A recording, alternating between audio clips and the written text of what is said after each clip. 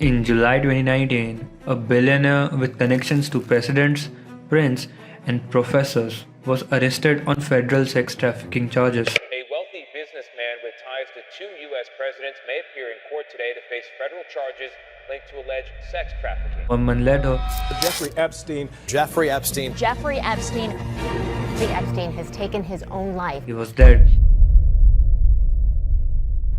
The official ruling, suicide. But the story of Jeffrey Epstein isn't about just one man. It's about power, it's about institutions, and it's about how someone accused of abusing dozens of underage girls is able to operate for decades in plain sight. So, how did this happen? Jeffrey Epstein was born in Brooklyn in 1953.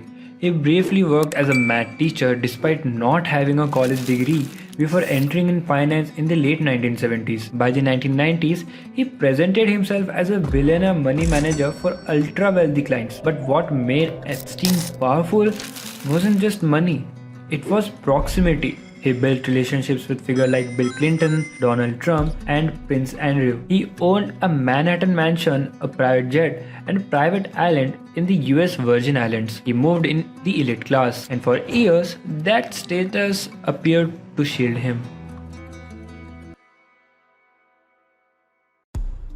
By the early 2000s, accusations began surfacing.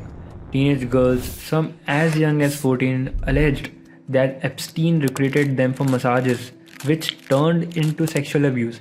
Prosecutor later described it as a trafficking network. Young girls were allegedly paid to recruit other girls, and in 2008, Epstein faced state charges in Florida. But instead of long prison sentence, he received a controversial plea deal: 13 months in county jail, work release privileges, and immunity for potential co-conspirators. The deal was negotiated by federal prosecutor, including then US Attorney Alexandra Acosta. Victims later said they were never properly informed of the agreement. For many, this was the first sign that something was deeply broken. In 2019, new federal charges were filed in New York. Epstein was arrested on sex trafficking charges involving minors. Prosecutors alleged he paid girls hundreds of dollars in cash for abuse. The case reignited public scrutiny, not just of Epstein but of his powerful associates. Then, on August 10, 2019, Epstein was found dead in his jail cell at the Metropolitan Correctional Center in Manhattan. The official cause, suicide by hanging, but the circumstances raised questions. Guards reportedly failed to check on him. Security cameras malfunctioned. He had previously been on the suicide watch and then removed. 2 jail guards were later charged with falsifying records. Conspiracy theories quickly spread online, but multiple investigations, including by the FBI, found no evidence of homicide. Epstein's longtime associate Ghislaine Maxwell was arrested in 2020. Prosecutors said she helped recruit and groom underage girls. In 2021, she was convicted of sex trafficking and conspiracy. In 2022, Prince Andrew reached a settlement in a civil sexual assault lawsuit through the denied wrongdoing.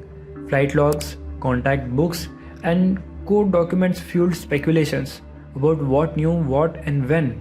But being listed in a contact book or flight logs does not imply criminal involvement. Investigators found no evidence that many high-profile individuals were aware of crimes.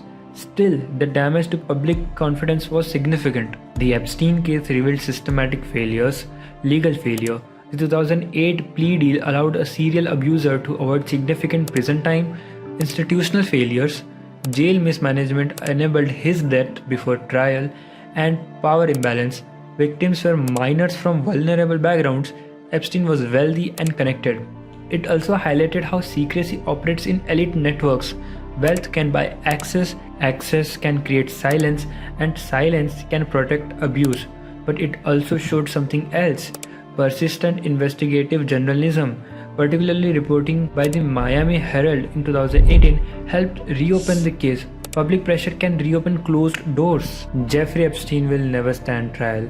Many questions about his network remain unanswered, but the broader issue isn't mystery, it's accountability. The case forces uncomfortable questions.